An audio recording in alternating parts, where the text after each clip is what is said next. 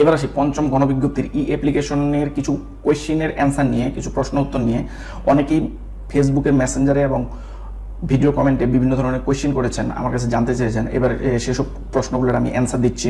প্রথমে আসি, অ্যাপ্লিকেশন করার সময় প্রতিষ্ঠান ও পদের নামের শেষে ডিএমই ড্যাশ ডিটিই DSHE.DTE এবং DTE এই 5 ধরনের অপশন লেখা দেখতে পাচ্ছেন। এই লেখাগুলো মূলত কি?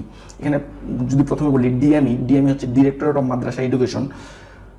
এখানে শুধুমাত্র যাদের সার্টিফিকেটে মাদ্রাসা শব্দটি উল্লেখ আছে তারাই শুধুমাত্র এই ডিএমই চিহ্নিত প্রতিষ্ঠান বা ভ্যাকেন্সিগুলোতে আবেদন করবেন।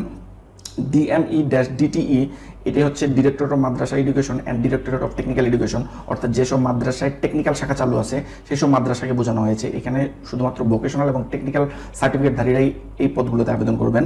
এরপরে DSHE directorate of secondary and higher education, এটি হচ্ছে আমাদের জেনারেল যারা আছে জেনারেলের জন্য, অর্থাৎ মাউসি বলে থাকি, যাদের সার্টিফিকেটে স্কুল অ্যান্ড কলেজ উল্লেখ আছে শুধুমাত্র তারাই এই DSHE চিহ্নিত পদগুলোতে আবেদন করবেন।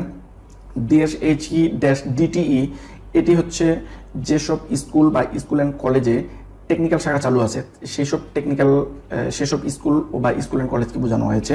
এখানে শুধুমাত্র ভোকেশনাল এবং টেকনিক্যাল সার্টিফিকেটধারীরাই আবেদন করবেন। এবং সর্বশেষে আছে DTE, এটি হচ্ছে শুধুমাত্র টেকনিক্যাল এবং ভোকেশনাল সার্টিফিকেটধারীদের জন্য। DSHE-DTE হচ্ছে যেগুলোতে আপনার কারিগরি যেসব স্কুল বা মাদ্রাসায় কারিগরি শাখা চালু আছে ওই প্রতিষ্ঠানগুলোকে বোঝানোর জন্য শেষের ড্যাশ দিয়ে DTE শব্দটা উল্লেখ করা আছে। এক্ষেত্রে এই প্রতিষ্ঠানগুলোকে দুই ধরনের পোস্টই থাকে, জেনারেল এবং কারিগরি, দুই ধরনের পোস্টই থাকে।